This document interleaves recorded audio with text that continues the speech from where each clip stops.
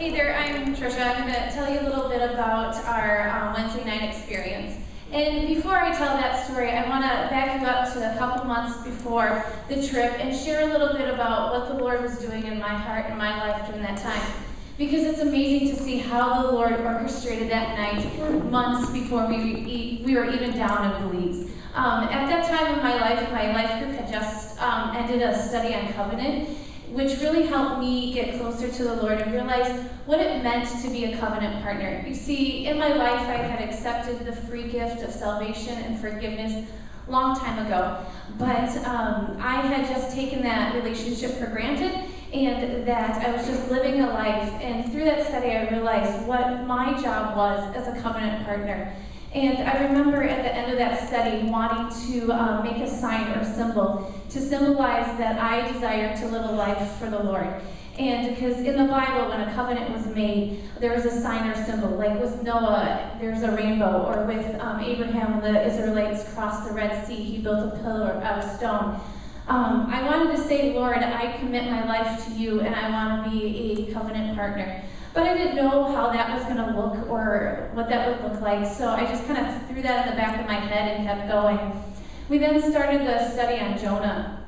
And some of the topics that we talked about were, what is your Nineveh in your life? Jonah was called to Nineveh, and he chose to run the opposite way. What is God calling you to do in your life? And will you run like Jonah, or will you be obedient to what God is calling you to do? Also during that time, one night at Life Group, I remember being there and just having this desire to be in prayer, which hardly doesn't happen, so it was kind of odd. And so I just tried to remember that throughout the week and find little times where I could be in prayer. And I didn't know what it was for or what I should pray for, so I just kind of started praying for Belize or people that I knew or anything I could think of. And it was in that time that I heard the Lord saying baptism and Belize. And again, I didn't know what that meant. As you see, I had been baptized when I was in junior high, and I never wanted to discredit that baptism because I remember making the conscious choice that I wanted to live a life for Christ. And I knew that the Lord had seen that in junior high, but so anyways, I just kind of stuck that in the back of my head and kept going. It was the first night that we were there in Belize. I was talking to my friend Mandy Netflix on the beach, and we were just kind of relishing and actually being there and what it took to get there, and in anticipation of what the Lord was going to do that week. And while we were talking, that thought of baptism in Belize came to my mind again, and I really felt that I needed to verbalize that to her.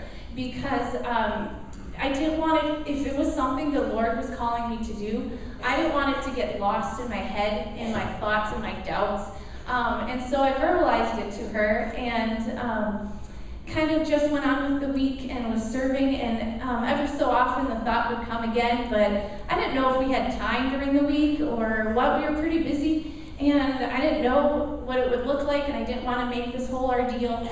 And then Wednesday night came along, and again we were sitting down by the beach. I was talking to Mandy, and she asked me again what my thoughts were about that, and I was just kind of verbally processing with her about some of the fears and questions that I had about the baptism in Belize, and I was just kind of spouting all these things off at her, and at the end she said two things that stuck with me. She said, Trish, it sounds like you're looking for a way around it, or you're looking for a way out of it. And in that moment, I knew that it wasn't me that was making that, because if I was thinking of a way around it, it wasn't me. It was the Lord leading me that. And she also said, Trish, maybe you're not the only one. And so I knew that I needed to be obedient, and I needed to be like Jonah and answer the call. And so I talked to Jenny right before our evening devotions. You see the missionaries, Mel and John, would lead us in devotions every night. And so I talked to her a bit about it and said, this is what I'm thinking. Is there time during the week that we could do this? And she's like, oh, we can make time. And so we decided that we would sit down with Aaron after that service. or after that meeting, just kind of discussed what it would look like. And we went on to our Wednesday night Bible study. And Mel, the missionary there, was doing the Bible study that night, and she began to start talking. And she started talking about Jonah and living a life that God was calling you to do.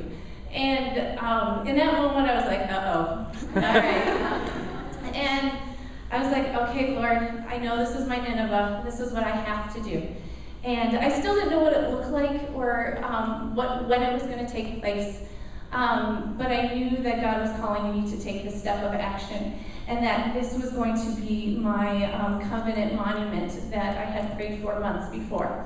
And then Jenny and Aaron spoke, and everything just flew and together. And at the end, Brian led us in a song that he wrote called "Giving It All." And in the song, it talks about giving everything you have in your life to the Lord. And this had been a constant theme in my life for the last 2 years. Letting go of the things that I had been holding on to, and really trusting that the Lord had a plan for me. And when he sang that song, my heart just started beating, and I felt the Lord was not only asking me to get baptized, but he was also asking me to do it now. And I was like, okay. So I peeled myself out of my chair, and I went to Jenny, and I said, you know that baptism thing that we were talking about? I think we need to do it now. And so, of course, her and Aaron are like, yeah, let's go do it. And so I wanted Brian to share that song that led me to that decision tonight, and then I'll finish the story for you after.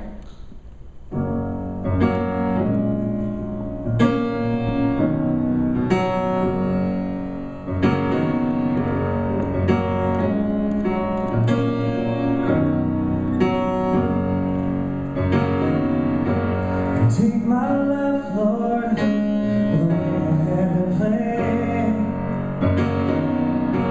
And take my weary feet and my feeble hands.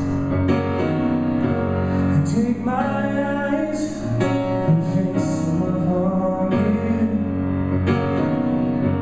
And take my ears, Lord, I give them to you. 'Cause I'm giving Jesus, I'm giving it all to you.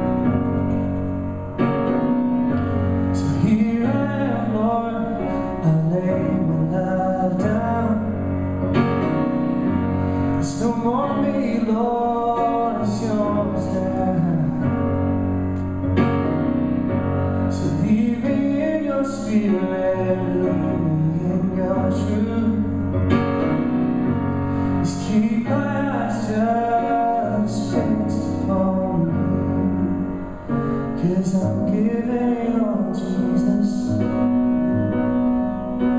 I'm giving it all to you. Yes, I'm giving it all, Jesus. I'm giving it all to you. It was in that moment I felt the Lord saying, you are at a crossroads in your life, and I want you to make a pillar in the ocean right now. And our team decided to walk down to the ocean that night, and in whatever we were wearing, and got into the ocean. And that night, it was beautiful. There was a full moon out and clear skies, which I hear doesn't happen very often with that moon as bright as it was. And it was another sign that the Lord had planned this night to happen. And as we were walking down to the beach, one of the other team members, Kylie, said, "Trish, can I join you? This is something that the Lord has been putting on my heart for a while now." And I was more than glad that she could join. And as soon as we were baptized, two others, Tegan and Katie Olstead, were also baptized. And in that moment, there were 4 people that made pillars in the ocean that night, that a life had been changed. And it really helped us as a team to be able to continue the week strong and unified and be able to serve in so much better. And it also helped to minister to the missionaries there, Mel and John. Mel had said that baptism service are her favorite thing. And it was really great for them to be able to see some fruit of their ministry. Because not only is their ministry to minister to the people of Gales Point, but it's also to minister to the teams that go down there.